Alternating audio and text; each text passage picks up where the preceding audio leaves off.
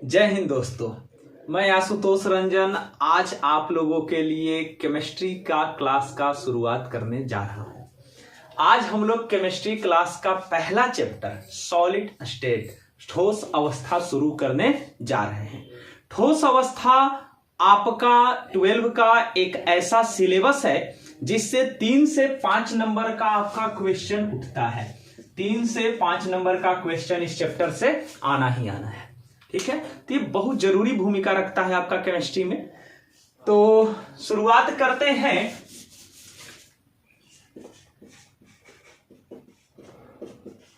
Chemistry का lesson 1 का lesson 1 है आपका ठोस अवस्था। कौन सा चैप्टर है? ठोस अवस्था, सॉलिड स्टेट। देखिए, ये चैप्टर पूरा ठोस अवस्था पर आधारित है। हम लोगों ने पदार्थ पढ़ा था पहले भी। पदार्थ में क्या पढ़े थे हम लोग? पदार्थ का 3 अवस्था पढ़ते थे।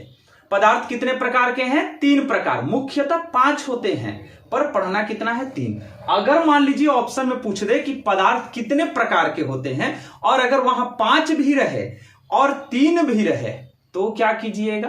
तो अगर 12 में है तो आप 3 मारिए और अगर हाई लेवल का है बीएससी वगैरह में आप चले गए हैं तो 5 मारिए। तो अभी हम लोगों को यहां 3 ही पढ़ना है 12 में। तो कौन कौन इसका पदार्थ का अवस्था होता है बाबू? तो एक होता है ठोस, एक होता है द्रव और एक होता है गैस। 3 प्रकार का। पहला हो गया ठोस, दूसरा हो गया द्रव और तीसरा हो गया गैस। अब देखिए, ठोस, द्रव और गैस कैसे पहचान हम लोग करते हैं? तो जिस पदार्थ का आकार और आयतन दोनों निश्चित हो, दोनों क्या हो बाबू? निश्चित हो, उसे हम लोग क्या कहते हैं? ठोस पदार्थ। ठीक है, जैसे मान लो बाबू, ये क्या है हमारे हाथ में? मार्कर है। तो इस मार्कर में क्या खासियत है? तो इसका आकार भी निश्चित है।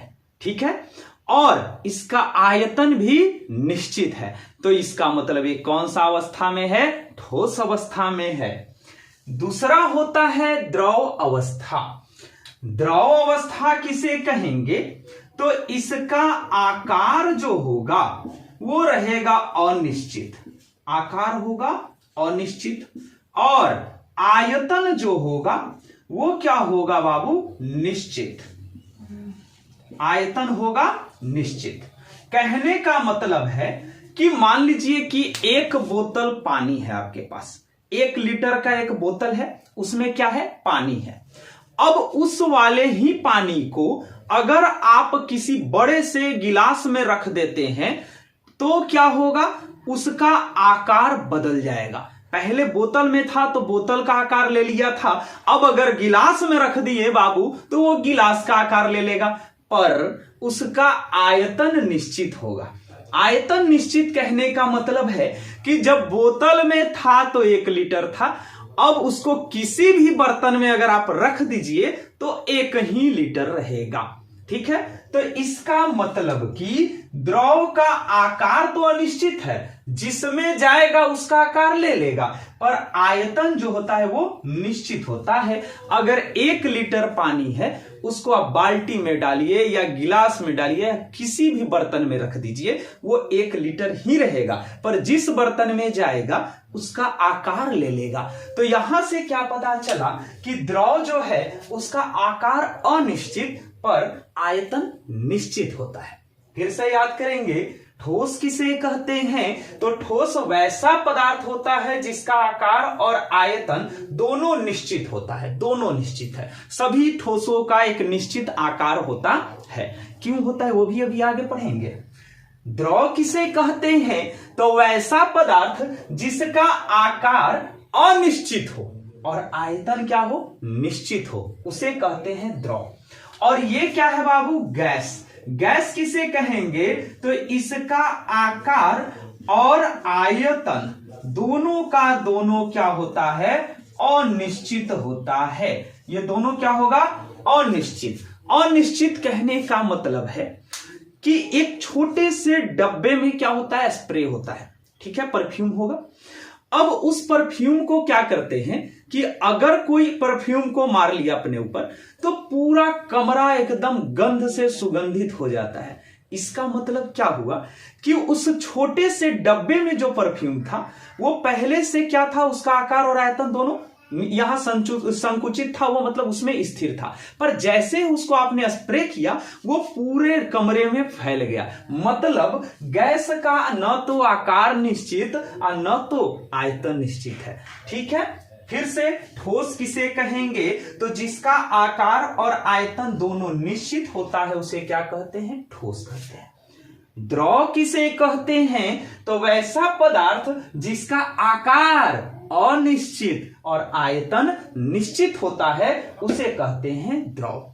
और गैस किसे कहते हैं, तो वैसा पदार्थ जिसका आकार एवं आयतन दोनों क्या होता है, दोनों का दोनों अनिश्चित होता है, उसे कहते हैं गैस।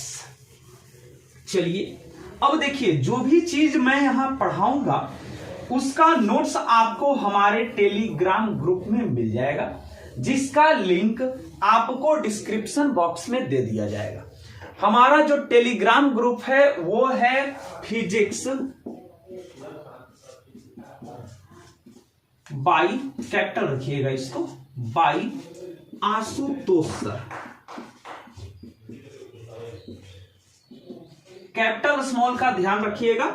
ये आपको हो गया हमारा टेलीग्राम ग्रुप, ठीक है। इसी टेलीग्राम ग्रुप में आप लोगों को ज्वाइन हो जाना है और इसी में सारे फिजिक्स का, केमिस्ट्री का और किसी भी कंपटीशन के बैच का नोट्स आपको मिल जाएगा। वहां से आप नोट्स ले सकते हैं और हमारे द्वारा प्रतिदिन आप क्लास में जुड़ सकते हैं। चलिए आगे बढ़ते हैं। अब देखिए, अब क्या होता है कि ठोसों के बीच में या किसी भी पदार्थ के बीच में क्या होता है, उनके अणुओं में एक आकर्षण बल लगेगा। जैसे कोई पदार्थ है बाबू, इसका ये जो दो अणु है इसके बीच में क्या लग रहा है, एक आकर्षण बल लग रहा है। तो इस वाले आकर्षण बल को अंतर आणविक आकर्षण बल कहते हैं। क्या कहते हैं, अंतर आणविक आकर्षण बल कहते हैं। और ठोसों में इसका मान सबसे ज्यादा होगा। अंतर आणविक आकर्षण बल एक बार देखेंगे, अंतर आणविक आकर्षण बल। अब देखिए, ये अंतर आणविक आकर्षण बल होता क्या है, किसे कहते हैं अंतर आणविक आकर्षण बल। तो देखिए, अंतर आणविक आकर्षण बल क्या होता है कि प्रत्येक पदार्थ में उनके अणुओं के बीच एक आकर्षण बल लगता है, जिसे अंतर आणविक आकर्षण बल कहते हैं। किसी पदार्थ में उनके अणुओं के बीच लगने वाले आकर्षण बल को अंतर आणविक आकर्षण बल कहते हैं। किसी पदार्थ के अणुओं के बीच लगने वाले आकर्षण बल को अंतर आणविक आकर्षण बल कहते हैं। ये जो अंतर आणविक आकर्षण बल होता है, इसका सबसे ज्यादा वैल्यू ठोस में होता है। किसमें होगा, ठोस में। ठोस में अंतर आणविक आकर्षण बल का मान सबसे अधिक होता है। उसके बाद किस में होता है बाबू, द्रव में होता है। और उसके बाद किस में होता है, गैस में होता है, ठीक है। अब आपको याद रखना है, ठोस में सबसे ज्यादा अंतर आणविक आकर्षण बल, इसी के कारण तो इसका आयतन और आकार दोनों निश्चित है। क्या हुआ, ठोस में क्या होता है, अंतर आणविक आकर्षण बल का मान सबसे ज्यादा होता है, जिसके कारण इसका आकार क्या होता है, निश्चित होता है। फिर इससे कम किस में, द्रव में, और सबसे कम किस में, गैस में होता है, ठीक है। तो अब देखिए, हमारा जो चैप्टर शुरू किए थे, हमने कौन सा चैप्टर शुरू किया था, तो ठोस अवस्था। तो ठोस अवस्था किसे कहते हैं, तो वैसा पदार्थ जिसमें अंतर आणविक आकर्षण बल का मान अधिक होता है, जिसके कारण उसका आकार और आयतन दोनों निश्चित होता है उसे ठोस अवस्था कहते हैं। ठोस अवस्था किसे कहेंगे पदार्थ की? तो वैसा पदार्थ जिसमें अंतराण्विक आकर्षण बल का मान सबसे अधिक होता है, अंतराण्विक आकर्षण बल का मान सबसे अधिक होता है तथा जिसका आकार और आयतन दोनों निश्चित होता है उसे कहते हैं ठोस अवस्था। अब देखिए जैसे क्या हो गया, कागज हो गया, रबड़ हो गया, धातु हो गया, बर्फ हो गया। बर्फ भी देखिए, ये मान लीजिए बर्फ है बाबू, तो ये जो बर्फ है ये तीनों अवस्था में पाया जाएगा। ये अभी क्या है? बर्फ है। तो बर्फ है तो ठोस अवस्था में क्योंकि आकार निश्चित है। अब यही पिघल गया तो किस अवस्था में हो गया? गैस अवस्था में। और इसी को गर्म किया, भाप में बदल गया तो ये किस अवस्था में हो गया? गैस अवस्था में हो गया। ठीक है, तो ये आज का जो हम चैप्टर शुरू किए हैं ये सिर्फ अभी इंट्रोडक्शन के लिए आज शुरुआत किए थे। मुख्य रूप से ये क्लास कल से सुचारू रूप से आगे बढ़ेगा। फिलहाल आप लोग हमारे YouTube चैनल से जुड़ते रहिए और टेलीग्राम चैनल जो है उसको ज्वाइन जरूर कर ले, क्योंकि नोट्स आपको उसी ग्रुप से मिलने वाला है। चाहे फिजिक्स हो, केमिस्ट्री हो या किसी भी कंपटीशन एग्जाम का आप तैयारी कर रहे हो तो उसी ग्रुप से आपको लिंक मिलेगा। धन्यवाद। केमिस्ट्री की आगाज हो चुकी है, फिजिक्स की भी आगाज आज शाम में 7 बजे से लाइव क्लास चलेगा और रेगुलर सारे क्लास अब इस YouTube चैनल पर चलने वाले हैं।